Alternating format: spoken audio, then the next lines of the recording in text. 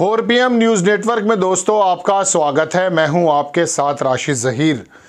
आपको मालूम ही पड़ चुका होगा दोनों सदन स्थगित क्यों।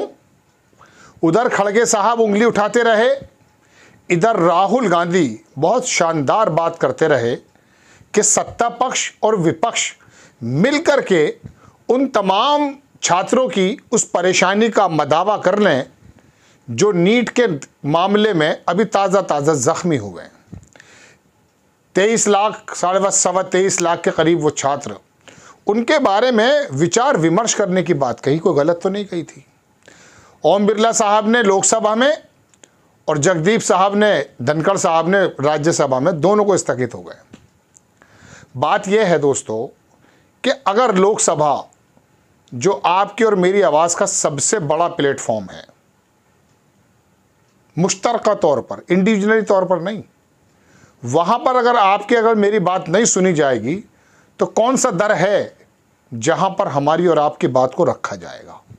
एक दर है, एक रास्ता है, वही बताने आया हूँ मैं। आपने स्थगित होने की खबर तो सुन चुके, आप वहाँ पर किस प्रकार का आचरण है वो भी आप सुन चुके, और ये भी आप जान चुके कि नीट के सवा 23 लाख का मामला नहीं है। मामला तो दरअसल 41 और 79 पेपर लीक्स का है, देश भर के तमाम छात्रों का है। अगर उत्तर प्रदेश में 40 लाख से ज़्यादा हैं तो बिहार में 17 लाख हैं, आंध्र प्रदेश में अगर 22 लाख हैं तो 29 लाख राजस्थान में। इसका डाटा अखिलेश यादव तो कह रहे हैं 1.25 करोड़ बच्चे आप पर भारी पड़ जाएंगे, सवा पड़ जाएंगे। लेकिन एक डाटा के अनुसार 2.5 से 3 करोड़ लोग जो इफेक्ट हुए हैं, युवा इफेक्ट हुए हैं, वो इसी भारत के लोग थे जो एक ज़माने तक तैयारी करते हैं। मैंने अभी इस प्रोग्राम को बनाने से पहले मैं आपको दरअसल खबर कुछ और बताने जा रहा हूं, और यह खबर 2 मुद्दों पर है। पहला मुद्दा, राहुल गांधी और विपक्ष को अब क्या करना चाहिए अगर सदन में स्थगित हो जाती है और वहां बात नहीं रखी जाती, ये इस एपिसोड में कवर करूंगा। और दूसरा एपिसोड भी आप ज़रूर देखिएगा बराए करम, उसमें मैं आपको ये बताना चाहता हूं कि लोकसभा में ओम बिरला हो या जगदीप धनखड़ या हमारे राष्ट्रपति महोदया, इन लोगों की भी कोई जिम्मेदारी बनती है, कोई जवाबदेही बनती है। कौन से ऐसे संस्थान हैं, कौन से ऐसे लोग हैं जो इन लोगों की जवाबदेही तय कर दें कि आप स्थगन नहीं कर सकते। ये बात भी मैं आपको बताने जा रहा हूं। लेकिन पहले इस वाले एपिसोड में मैं आपको बताना यह चाहता हूं कि राहुल गांधी और विपक्ष के सामने रास्ता क्या है। लेकिन किस चीज़ का रास्ता, पहले ये समझ लीजिए।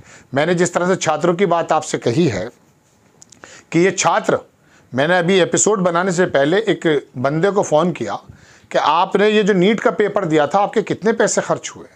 बोले साहब NTA की साइट पर जाके लगभग 2000 रुपया फॉर्म के भर जाते हैं। मैंने पता करने की कोशिश की, 23 लाख को अगर 2000 से आप करें, हालांकि इसमें SC जो हैं उनको थोड़ा कम पैसा देना पड़ता है, लगभग 4.5 अरब, 1000 करोड़ रुपये एक बड़े पत्रकार बता रहे हैं कि फॉर्म के फिलअप करने पर खर्च हो जाते हैं। और ये खाली फॉर्म के फिलअप करने की नहीं है, बात यह है कि उसके पूरे साल जो उसने जो ट्यूशन फीस दी है, बहुत मोटे मोटे पैसे खर्च जो इंस्टीट्यूशन में किए हैं, और वो माँ बाप जो परीक्षा स्थल पर छोड़ने गए हैं उसका भी डीजल का किराया, उसके भी मोटरसाइकिल का पेट्रोल, और वो उन बंदों ने, उन बच्चों ने जो दूर जा कर के अपने शहर से दूसरे शहर में जा कर के बसों से, और तमाम टीचर्स को पैसा दे करके जो पूरे साल लगाई है रकम, एक पत्रकार बता रहे थे 90,000 करोड़ रुपए का ये मामला है। अब 90,000 करोड़ रुपया अगर ये स्टूडेंट लगा करके अपनी आने वाले फ्यूचर को ब्राइट करने की कोशिश करता, आप एक ही झटके में कह देते हैं कि देयर इज नो अनियमितता, कोई अनियमितता नहीं है। और आप कह रहे हैं कि हर हालत में, मैं प्रधान जी की बात कर रहा हूं, होगा फैसला। बात ये तो मैंने आपको बताया मर्ज। अब मैंने आपको बताया कि इसका इलाज 2 जगह था, एक लोकसभा और एक राज्यसभा, जहां पर विपक्ष ने कहा कि आप हमें नीट के स्टूडेंट्स के बारे में बात तो करने दें, हम साझा बात करना चाहते हैं। राहुल गांधी ने बड़ी आइडियल बात कही, लेकिन वहां किस प्रकार का व्यवहार हुआ आप जानते हैं। ओम बिरला किस प्रकार के रूप में निकल कर आए आप जानते हैं। ये तो पिछले 5 साल के अंदर भी नहीं देखा गया दोस्तों, जो ओम बिरला का इन 5 दिनों में रोल दिखाई दे गया है।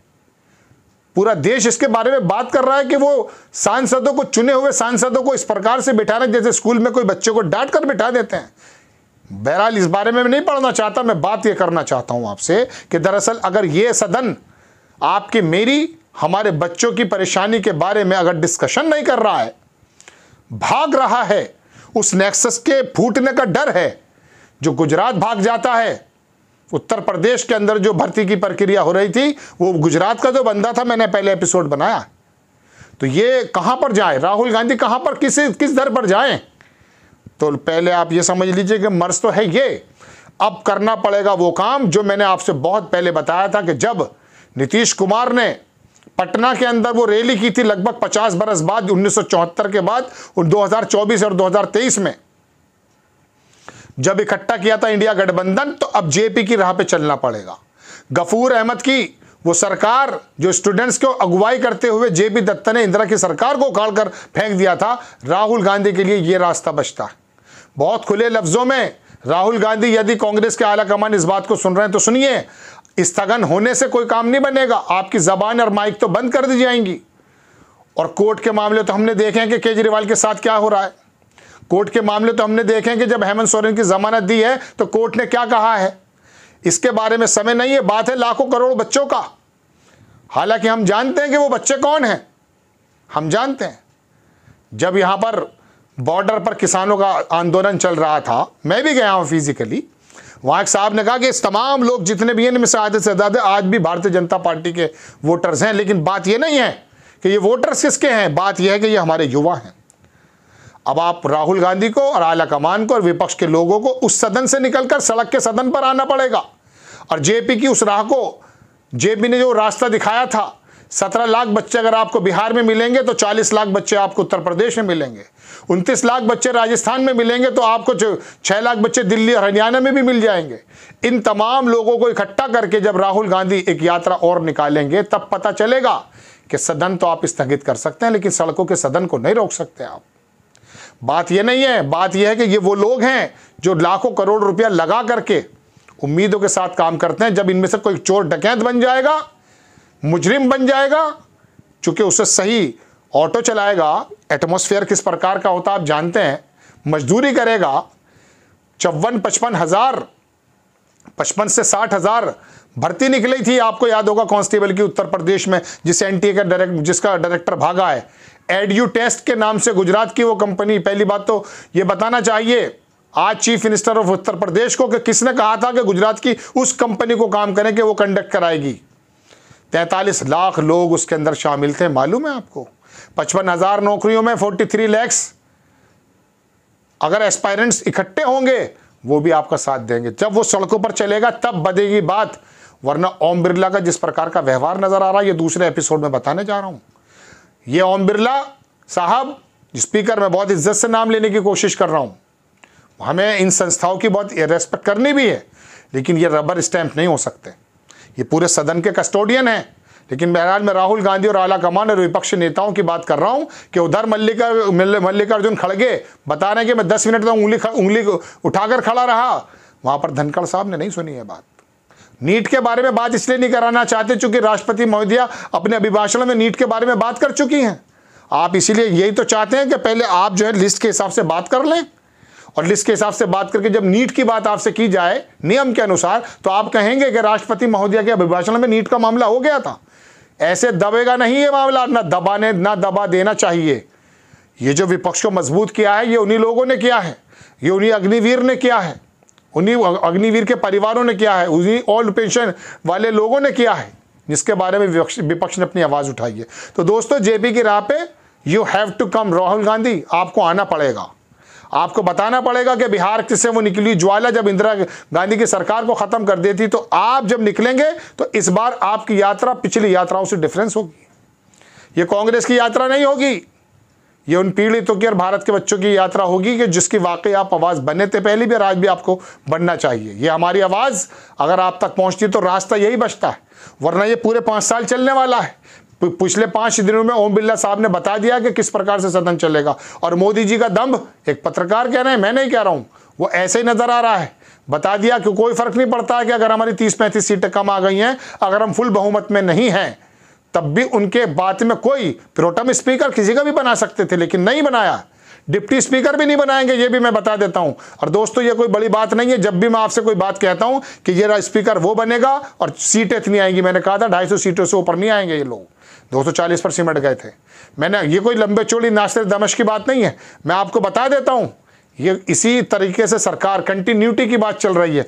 पिछले 5 साल में जो सरकार चलाई है मोदी जी ने, उसी की कंटिन्यूटी करना चाहते हैं। लेकिन ये जो नीट का मामला आ गया है, ये जो शेयर बाजार के अंदर फ्लैक्चुएशन लाखों करोड़ रुपए जो लोग लेकर भाग गए, चुनाव के ऊपर भी जो सट्टेबाजी हुई है, इसका जवाबदेही कौन करेगा? पहले राहुल गांधी वो थे जब कमजोर विपक्ष था और आपने अडानी का नाम लेकर बाहर के काम को करके उनको जो है वहां से निलंबित करा दिया गया था। लेकिन इस बार नहीं है, सदन का नेता है वो विपक्ष का, शैडो कैबिनेट का प्राइम मिनिस्टर जैसा समझ लीजिए आप उसको। इसके बारे में कोई भी और बताऊंगा। फिलहाल बात यह है कि राहुल गांधी को क्या जेपी की उस राह को, वो भी छात्रों का आंदोलन था, यहां भी ऐसे आंदोलन होगा। आपको खबर कैसी लगी अपनी राय कमेंट्स बॉक्स में जरूर दीजिए। चैनल को सब्सक्राइब कीजिए, शेयर कीजिए। नेक्स्ट टाइम मैं किसी खबर के साथ हाजिर हो जाता हूं। जय हिंद।